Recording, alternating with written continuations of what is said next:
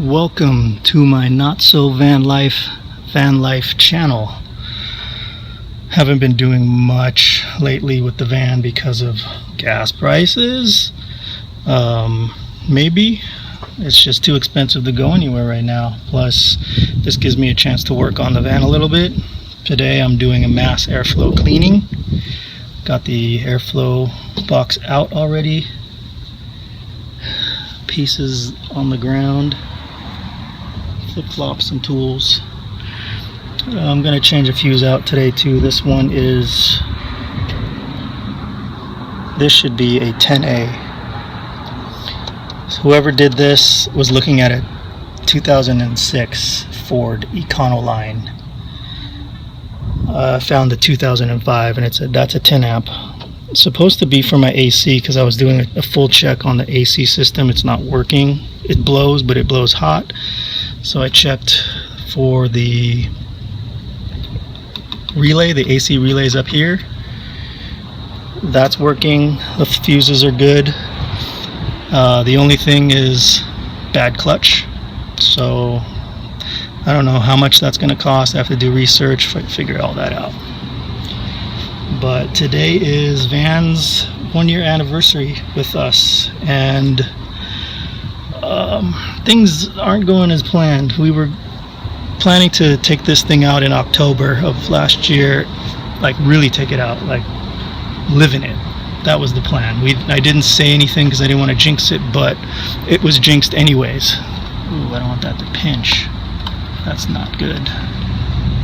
That looks like it's pinching. But yeah, the plan was to basically live on it and save rent. Save on the rent. But what also happened was I got a whole bunch of work. And what I do for work, I can't sit at a computer and just do it. I have to, I need a space to build. I need like a workshop, and I just work out of my garage. So, and I do stuff like that. I make paintings for people that like paintings, that can afford them in these times. So I had a bunch of work come in, and it got me busy throughout the rest of the year, so that was able to pay rent and help me pay for some of the things that I've done to the van. So here we are. I'm not going to do any more planning because God laughs when you plan. So all I'm going to do now is just work on the van, make sure it's tip-top. So far we got the plugs changed out, which was a hassle. Some of my earlier videos, you can see what happened. Yeah, there was radiator fluid going into, I believe it was this bank, 1 or 2. Anyways, there was radiator fluid in there, which caused the engine to really chug, even though the plugs were new coils, everything was brand new put in, and still had the problem. So I took it to a shop down in Temecula, and yeah, had the guy fix it right. Cost a pretty penny, but he did it right, and the van runs really good now. No issues other than a little hum that I can hear sometimes, but then once it's warmed up, it stops humming. I thought it might be one of these like hose lines, and I checked the video on YouTube, and it was one, and I bought the part for it. I forget what the name of it is, but I bought the part for it, and there's not even the part in this van, so some of these vans aren't the same. Finally got this little clamp off. Always have problems. And there's the sensor. Switch hands here. Let's give it a little spurts.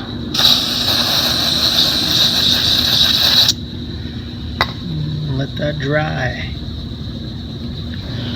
Here's my setup, because it's too damn hot out today. So my next job is to get this alternator out.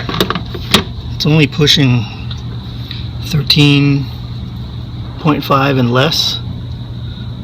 So I think the battery's going because of the alternator. This is a new battery I just got because the one I just got from AAA died.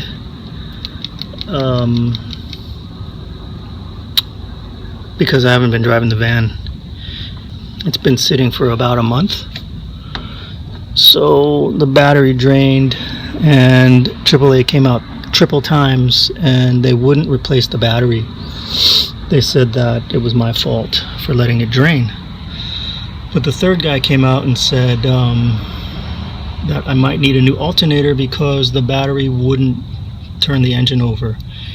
And the battery's voltage is, I believe, at 10. So it's not giving me enough to turn over the engine. They wanted to tow me to a place to recharge the battery. And I asked about the warranty, and they said that because it died from me not driving it, that the warranty was void. Perfect. So I went ahead and went to O'Reilly's, got me a new battery, tested it, and I checked the alternator status, and that seems to be pushing low voltage, so my battery eventually will crap out on me. So I went ahead and got a new alternator, and God, it's hot today. I'm going to give it a shot, but I don't think I'm going to do it today because I don't have a breaker bar to get that pulley off, and I want to make sure that I do it right. I may do this tomorrow, but yeah, today is my van's first anniversary and I'm under the hood fixing it. Always something with the van. Always something with the van. But I do like tinkering with the van. I learned a lot. When I had the truck, it was so well maintained that all you needed to do was an oil change. Nothing was breaking down. And so I didn't learn much. But now with this van, I'm learning a lot. Learning about spark plugs and how hard it is to change in these things. There's a lot of room to work in compared to the Toyota, for sure. I mean, there's a lot of space, so I think I can get in there. But yeah, checking out all the connections just to make sure everything is good. No hoses are cracked. I just want to do a once over while I have this airflow box out. There's no problems I'm seeing other than these things are touching down here, and if it gets too hot they'll probably melt, so I'll get some zip ties and pull them up a little bit. Oh, and the other problem that I have with this thing is I don't have a dipstick, and I found the dipstick hole finally. It's right here, and you can see it's wiggling. And I bought right there. See that? It shouldn't be like that. I bought a new dipstick because the guys at Valvoline who changed the oil last probably ripped the stick out here too hard and disconnected this somehow, because I can't get a dipstick down in there. It won't go fully down. So I went under the van to see where the connection is, and I can't find it. Well, I found it, but I can't see it because it's behind something, and I'd have to unbolt it. And I don't want to do all that right now. It's like 87 degrees out. So there's no leak, which is fine, but I do want to check to see what my oil level's at. I don't want to be driving with low oil and then burn the engine out. So my next fix will be oil dipstick tube, alternator. What else? Radiator seems fine, coolant's fine. Oh, there's a fuse in here that's incorrect that I need to change, and my AC clutch won't turn on. So I checked down here, and there's the AC clutch. You can see it with the bolts, and I went ahead and manually turned it so it turns, it's not seized up. And I checked the relays, which would be in here. This is the AC relay, and I just swapped them out to see if it would turn on, but it wasn't a relay issue, I don't think.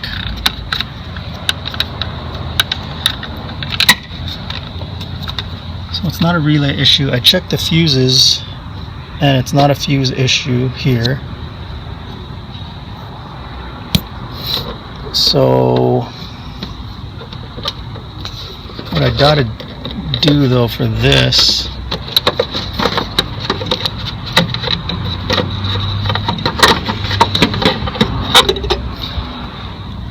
I checked the manual for this, and there's two different manuals with two different diagrams, and the one diagram I found was that supposedly this right here was the fuse to, you see that? Too much sun here. Anyways, this hole right here, and that should be a 10 amp, and it is a 15. So I'm going to change that out. And here's the blower relay for the AC to blow, but that works because it blows hot air. So I checked all the fuses and the one under the dash inside the van. All the fuses are good, so it might just be a bad clutch and time to go, because I hooked up the Freon to this guy here, and it wasn't an issue of low Freon, because when I plugged it in and you look at the gauge went straight to red and said see manual, and when I saw manual said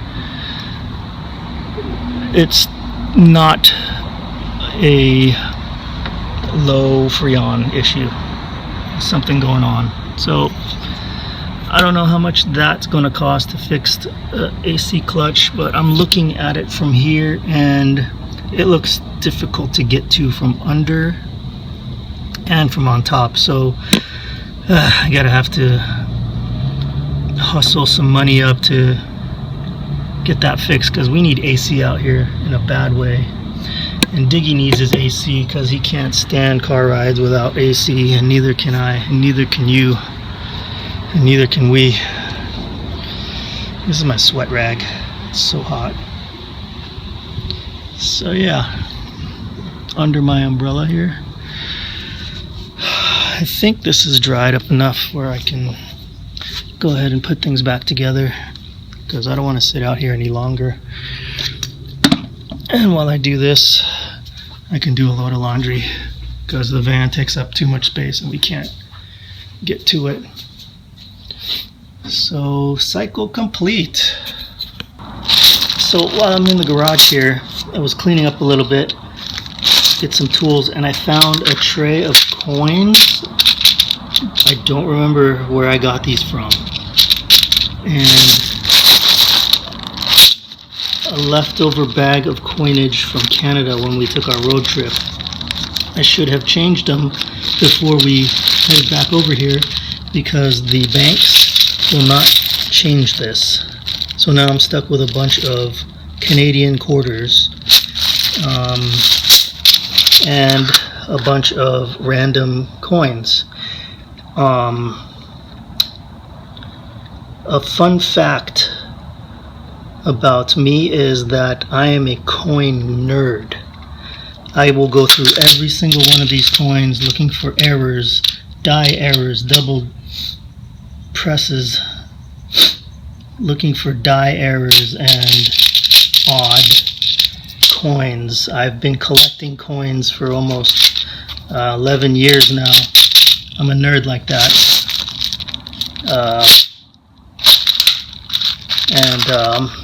I have an eBay store where I sell them. If I find some really rare stuff, I will sell them to other coin nerds like myself. Maybe I'll leave a link to that. Yeah. So if you are new to my channel, welcome, subscribe and like. If you're old to my channel, here's something new for you.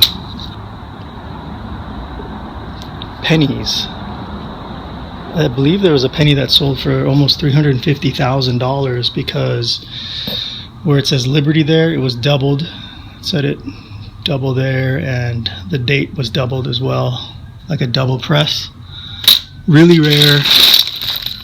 If you find them, it will make you rich. So I'm sort of consider this like treasure hunting.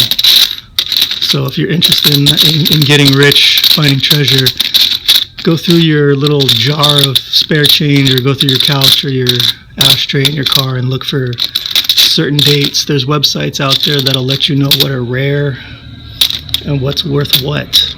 And if you're lucky, you might find a 90% silver coin. See how you can see the zinc edge on here, the brown color? If you have a 90% silver coin, this will be worth about $5. But if you found one without this brown, that means you have a silver 90% coin, and it's usually a 1964 or earlier. So there's a little tip for you. Alright, she's all buttoned up. Cleaned out the mass airflow sensor with this stuff.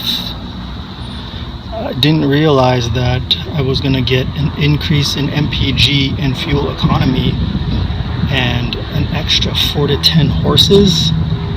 I don't know what I'm going to do with all that power. And it improves AFR. Something weird when I push the gas on this. It seems like there's more air than gas. Maybe this will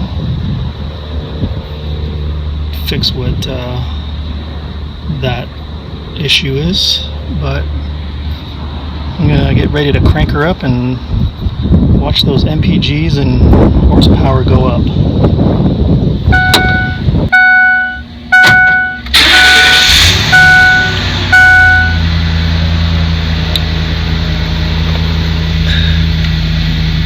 That sounds nice.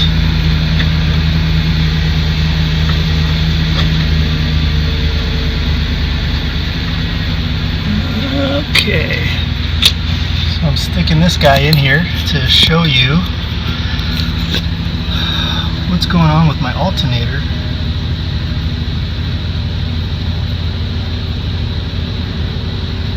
So it's at 13.8 now,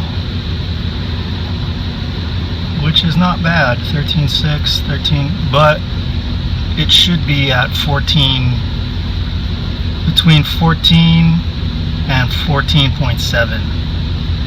I'm only at 13, and if I give her a little, oh boy,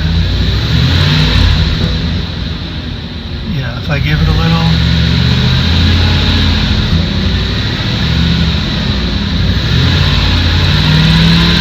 it won't even hit 14. But I also got the handy dandy battery alternator checker. Give this a shot here. When I plug that in, this green light is on, so that means it's a good alternator still.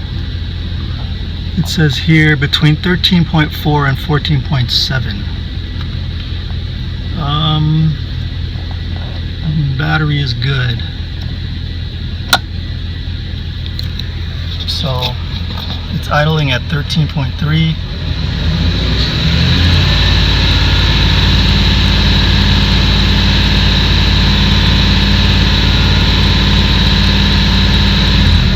And when I give her, she goes up to 13.9. That's about it. I need a new alternator. Also, when I was in the engine listening, I could hear a little noise coming out of the alternator. I did hear a noise come out the alternator.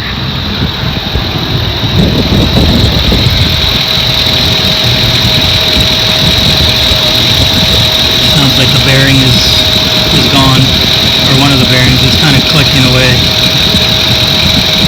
So once I get that fixed, everything should be copacetic in there. Everything seems good. After I get those fixed, I'll do a tour of the van a year later, since it's the 1-year anniversary this month. Here's a little sneaky peeky. Still got some work to do. But let's see how things go as far as this economy, so we can get some more money going. Again, like and subscribe if you're new. Oh, before I forget. So I had one of my subs, I don't know if he was a subscriber or just somebody that watched the channel, but he told me that I could swipe on the mirror and I would be able to move the camera. This camera is awesome. I like it even better now, because I thought I had to go out there and manually move the camera down if I needed to see lower. But look at that. Take that, Elon Musk.